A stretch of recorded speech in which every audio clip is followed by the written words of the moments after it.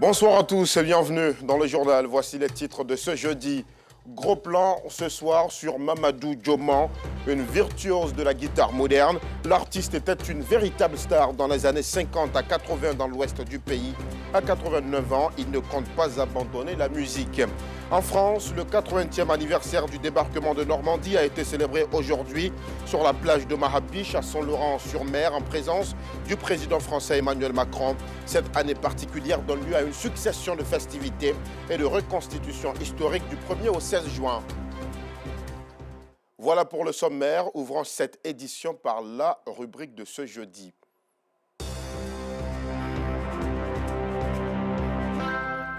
Dans les années 50 à 80, les populations de l'ouest du pays ont connu une véritable star, un artiste qui maîtrise à la perfection la guitare moderne. Il s'agit de Mamadou Dioman, originaire de Ziogouiné, dans le département de Mans. Après plusieurs années de pause, l'artiste veut renaître de ses cendres et il est au studio pour produire un nouvel opus à 89 ans. Son portrait sous fond de ses belles mélodies avec Théodore Zouzou et Gilles Tonien. Dabou, chef-lieu de la région des Grands Ponts, quartier Assemblée de Dieu. Une voix suave sur les sonorités d'une guitare jouée avec maestria est distillée depuis cette résidence. Quand le portail s'ouvre, c'est un vieillard bien habillé qui prend plaisir à faire montre de son talent de musicien-chanteur. Un talent resté intact, inaltéré, malgré le poids de l'âge.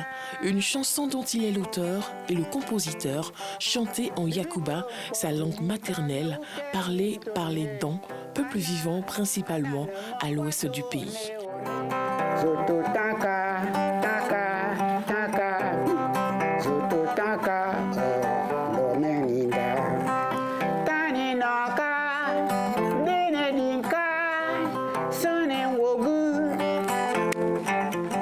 D'ici quelques années, ma maman qui m'a laissé, mon papa qui m'a laissé, leurs bénédictions vont faire que je vais renaître de mes cendres. Ce vieil homme est Mamadou Dioman, né le 3 janvier 1935 à Diokoué, région du Guéman, à l'ouest de la Côte d'Ivoire. 89 ans, bien comptés. Étant écolier à Diokoué, il perd son père. C'est alors qu'il va vivre chez Enza Soumaoro, tailleur, passionné de guitare, à ses temps libres. Au fil du temps, le petit Mamadou Dioman se met à observer son tuteur jouer en cachette avant de reproduire textuellement les mêmes notes lorsque ce dernier repart au travail. Ce comportement l'amène à soutirer la somme de 3000 francs CFA à sa mère pour s'acheter une guitare. Il commence par la suite à animer à l'insu de sa mère et de son tuteur des funérailles et des soirées dansantes des années 50. Après la classe de 3e, Mamadou arrête les études et décide de passer à autre chose. Dès que j'ai quitté le banc, j'ai enseigné aux catholiques.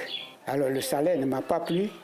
Ensuite, j'ai quitté, je suis allé à l'école de CCCA, Centre de coordination et coopération agricole de Toumoudi, où j'ai eu mon diplôme de choses géomètre. Insatiable, Mamadou Dioman opte pour la gendarmerie nationale, d'où il sera radié quelques mois plus tard. En 1966, voilà. On a passé 11 mois là-bas et puis on a été radié à cause des sorties sans permission. Pour aller jouer au conservatoire la musique. Mais d'où vient cet amour pour la musique qui rend Mamadou Dioman si instable? C'est tel père, tel fils. Mon papa était grand chanteur traditionnel. C'est lui qui chantait aux côtés de notre roi Kougana. L'artiste hors pair se retrouve à Ziogouiné, son village d'origine, où il s'adonne à sa passion. Quand on est radié, maintenant j'ai pris une vieille guitare quelque part, puis je me suis retiré de village en village. Bon. Devenu célèbre, Mamadou Dioman partage ses connaissances en matière musicale. Chaque fois qu'on se rencontre, on parle de la musique et je lui partage les notes. On se rencontre à Kounaïdé chez lui et on peut se rencontrer chez moi à Ziogouiné. On est comme ça ensemble. Et lorsqu'on se rencontre chaque fois, je lui montre quelque chose.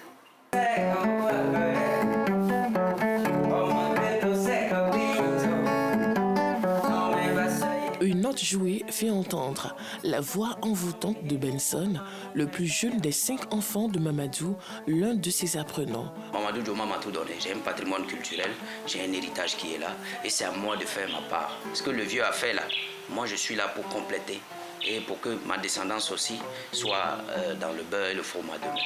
Pour démontrer son savoir-faire, Benson entonne une chanson. De son vivant, t'as pas pu rien faire pour lui. Dans sa souffrance, t'as même pas pu le soutenir. Et c'est à sa mort que toi tu viens de jouer les dangers. Et oui, tout n'a pas été rose pour son père, même au firmament de sa gloire, avec la sortie en 1979 de son unique album produit à Lagos, au Nigeria. La raison du plus fort est toujours la meilleure dans le monde entier. Quand on est appauvri, l'on perd tous ses amis, sa valeur et son goût. Les enfants te sabotent dans les rues partout. Et artistiquement parlant, je m'appelais Santia Dioma Mamadou alias Massamba. Massamba qui signifie, c'est pas zaïrois, Massamba qui veut dire que j'ai trop souffert. Quand j'ai travaillé avec Ousmane Ali de Trècheville, un Anango, il m'a produit au Nigeria, à Lagos. Lui, il dit qu'il a eu 35 millions de francs de recettes. Mais moi, il m'a donné 2 400 000 et il s'est débarrassé de moi. Sensible à sa souffrance, Mabéa, un de ses admirateurs, va chercher Mamadou à Ziogouiné pour le faire revivre.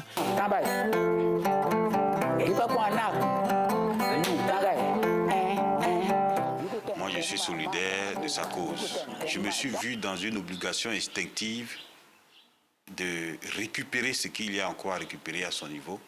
Je voulais vraiment sauvegarder ce patrimoine qu'il représente. Et c'est toute ma motivation qui est là. J'ai écrit une œuvre qui m'est venue à l'esprit, intitulée « La seconde vie du bananier », parce que son histoire est très inspirante. Tout comme Mabéa, Ounel Mala, artiste musicien au Palais de la Culture, en pleine répétition pour une comédie musicale, ne tarit pas d'éloges à l'endroit de celui qu'il considère comme son formateur. Dans les années 80, c'était Mamadou Dioma, l'incontournable. Et nous, étant enfants, en ce temps-là, on se reconnaissait en lui. Il m'arrivait de griller les cours pour aller me cacher, aller chez un grand frère qui avait ses platines, disques platines. J'ai composé un chant où j'ai mis son nom dedans. J'ai chanté avec son nom. Et à partir de là, la connexion s'est créée. Et Mamadou Dioma s'occupait de moi sans que lui et moi y ait contact. L'art n'a pas d'âge. Et c'est l'avantage que nous avons, nous les artistes, parce qu'il n'y a pas de retraite dans cette affaire. Avec cet album, cette réalisation, cette initiative-là, c'est bienvenu. Et ce que je puis dire, c'est rendre gloire à Dieu pour la vie de ce grand homme. À 89 ans, Mamadou Dioma reste encore un virtuose de la guitare, un artiste hors pair, rempli d'espoir. Ah, bien sûr, avec ces belles mélodies, vivement que Mamadou Dioma puisse renaître de ses cendres. La population de Port-Bouët connaissent bien le marché de nuit de Gonzagueville. Une fois la nuit tombée, le célèbre quartier Terre Rouge se transforme. L'ambiance qui y règne tous les soirs, les différents business qui y sont tenus et la vie des acteurs de ce marché et des populations vivant aux alentours. Tout cela dans son reportage de Stéphane Assouan et nous Sangaré. Terre Rouge, l'une des artères principales du quartier Gonzagueville dans la commune de Port-Bouët. Ici, difficile de se frayer un chemin à la tombée de la nuit. Le long de cette artère est transformé en un marché de nuit. On peut dire qu'on a souvent du mal à passer, mais on n'est pas compte du fait que chacun cherche de quoi manger. C'est un peu risqué avec le passage des véhicules, parce que j'emprunte aussi souvent la voie avec ma voiture, et puis bon, on a du mal à se faufiler, quoi. J'achète souvent de la téké, Voilà, un peu de tout quoi, au passage, même souvent même les tapettes. On y trouve des commerçants de tout genre, des vendeurs d'attiéké, de poissons frais, de perruques et de téléphones portables. Bref, tout y est pour répondre aux besoins des populations. Ce carrefour, normalement ici, ce n'est pas un marché. La mairie même nous chasse même pour ça. À cause de ça, mais les matins, nous on ne sort pas. On sort à 16h, à 17h. C'est dans ça que je paye ma maison. Mon fils il a 4 ans. C'est dans ça que je m'occupe de lui. Ma maman, tout le monde à la maison, les petits frères. Bon, on fait comment? On n'a pas le choix. En tout cas, Dieu fait grâce. On gagne pour nous aussi. Je vends les assiettes cassables. Il y a toutes sortes de prix. Quand d'autres viennent, je dis le prix. Si ça les arrange, ils prennent. Il y a un marché qu'on appelle Terre Rouge. Et même me débrouiller là-bas aussi les matins. Maintenant, les soirs aussi, ils viennent ici. Ces articles sont vendus à des prix abordables, ce qui suscite l'attraction pour ce marché de nuit. Je descends du boulot tardivement. Comme ça, nous sommes obligés quelquefois parce que ça nous arrange de payer soit le poisson, les aubergines, aller préparer un truc rapide pour manger. Ici, c'est un marché qui est moins cher pour tout le monde. Nous, on n'a pas le temps de nous rendre dans les magasins vu qu'on travaille. Donc, on descend, on vient ici, on prend de belles robes et puis bon, on se met dedans le lendemain, on va au travail avec. Dans les encarbures de cette artère, on trouve un espace gastronomique et des maquis à ciel ouvert. On fait un poisson, la braise, dindon, cuisse de poulet, APF, près des clients. Ce sont mes clients fidèles aussi qui viennent. Il y a les gens qui descendent du boulot et payent, il y a d'autres même qui viennent spécialement pour ça aussi. Le marché de nuit de Gonzagueville-Terre Rouge a été installé de façon anarchique. Après la construction du mur qui sépare Gonzagueville de l'autoroute, la présence de commerce en ce lieu rend difficile la fluidité routière. La lagune Briey a mal, elle souffre de tous ces actes d'incivisme des populations d'Abidjan. Les déchets, les eaux des canalisations et bien pire, les toilettes qui y sont directement reliées mettent à mal la lagune jadis si magnifique. Aujourd'hui, on ne peut plus s'y balader ou encore y pêcher du poisson. Mais des initiatives éco-citoyennes sont prises pour essayer de sauver ce qui reste de la belle lagune Briey. C'est ce que nous montrent Abdoulaziz Guira et Ido Georgette Fofana. Commune de Cocody, au quartier Blocos. Une importante présence de déchets au bord de cette étendue d'eau lagunaire. L'odeur fétide que dégage cette eau se ressent sur un rayon de plus de 100 mètres. Plusieurs personnes viennent s'asseoir pour prendre de l'air. Voilà, quand il y a ces choses-là, c'est pas intéressant. Quand tu viens dans un endroit que c'est bien propre, que c'est bien joli, c'est intéressant. Voilà. Après tout, c'est la Côte d'Ivoire. Et là, c'est le contraire, parce que quand vous regardez, vous voyez que non, il y a tellement d'ordures à côté, voilà, mais c'est pas intéressant. Franchement, c'est un peu désolant. Ça nous fatigue, en fait. Les odeurs et autres. Puisque nous sommes proches de la lagune, nous faisons la peinture juste à côté. L'odeur nous fatigue, les moustiques et autres, tout ça nous fatigue. C'est la pluie qui envoie tout ça ici. Nous craignons pour notre santé. Ce constat est fait sur la majorité des berges dans le district d'Abidjan. Ce triste spectacle est le fruit des actes d'incivisme de la population abidjanaise. Des actes tels que l'utilisation de plastique. Selon une entreprise spécialisée en recyclage d'ordures, près de 300 000 tonnes de déchets plastiques sont produites chaque jour. Seulement 3% de ces déchets sont recyclés et réutilisés. Les 97% restants se retrouvent dans les étendues d'eau. Ces déchets plastiques représentent en moyenne 80% des détritus qui atterrissent chaque jour dans la lagune. La partie restante de ces détritus est composée de liquides organiques et industriels qui, en général, causent une chute brutale d'oxygène. En mars dernier, le phénomène d'anoxie, absence totale d'oxygène, a causé la mort de milliers de poissons sur une étendue d'eau lagunaire dans la commune de Koumassi. Une scène funeste qui témoigne du danger quotidien qu'encourt le monde aquatique. Cependant, à certains endroits, la lagune a gardé son éclat grâce à l'initiative de certaines personnes.